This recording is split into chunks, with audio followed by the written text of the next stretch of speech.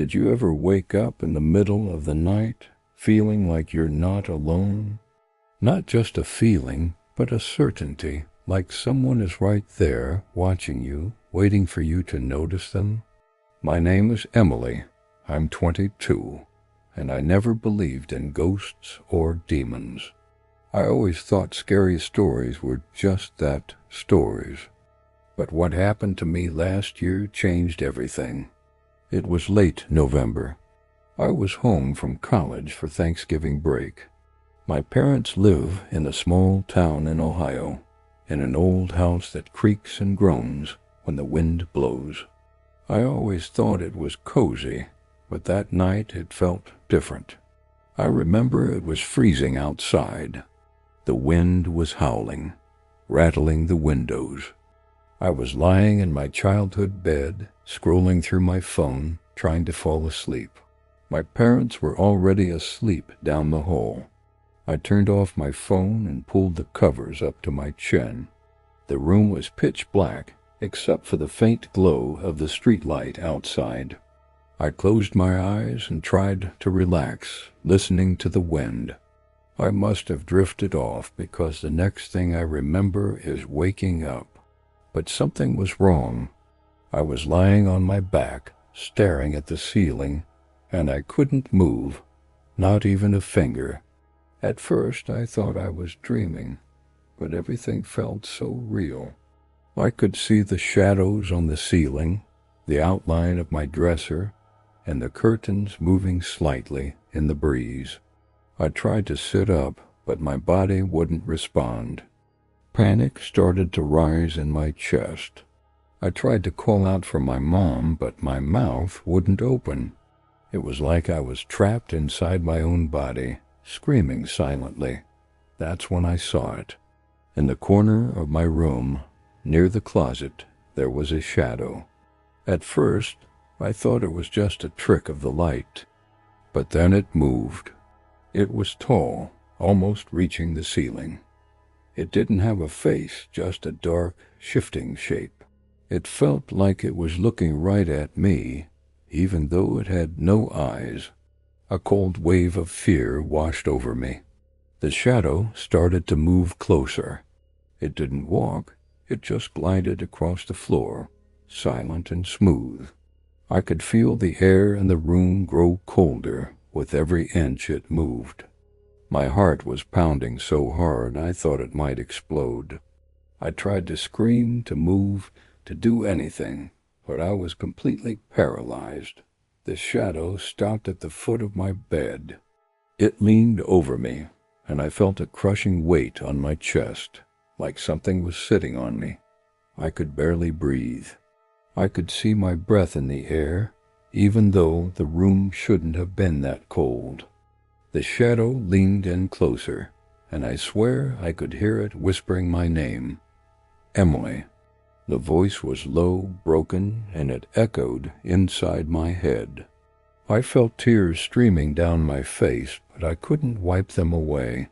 I tried to close my eyes, but even my eyelids wouldn't move. I was trapped, helpless, and completely alone. The shadow reached out a hand, if you could call it a hand. It was more like a long, black shape, stretching toward my face.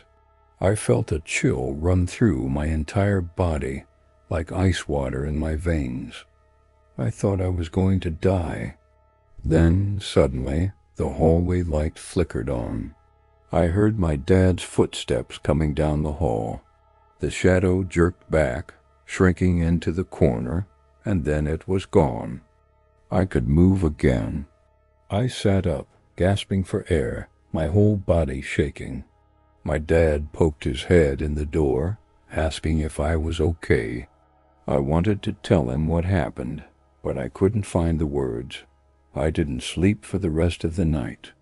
I kept the lamp on and watched the corners of my room, terrified the shadow would come back. The next morning I tried to convince myself it was just a nightmare, but it felt too real.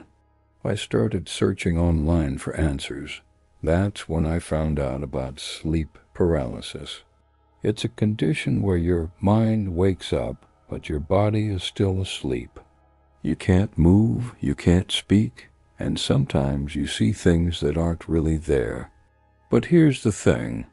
Almost everyone who experiences sleep paralysis sees the same thing. A shadowy figure standing in the corner, watching them. Some people call it the Hat Man. Others say it's a demon or a ghost or something even worse. In some cultures, they believe these shadows are evil spirits that come to steal your soul. In others, they say it's just your brain playing tricks on you. But if it's just a trick, why do so many people see the same thing? Why did it feel so real? I still don't know what I believe. All I know is that I never want to experience it again. Now I sleep with a nightlight on. I keep my phone close, and I try not to sleep on my back. If you ever wake up and can't move, try to stay calm. Focus on wiggling your fingers or toes.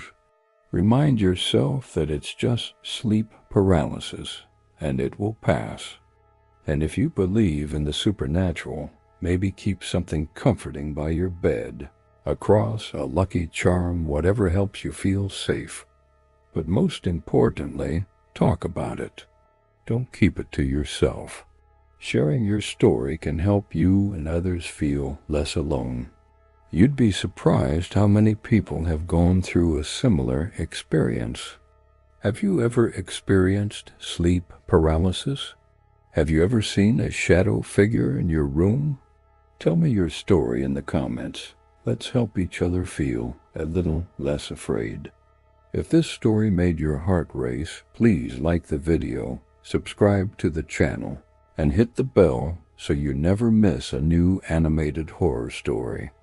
Remember, the scariest nightmares are the ones that happen when you're wide awake. Sleep well, if you can.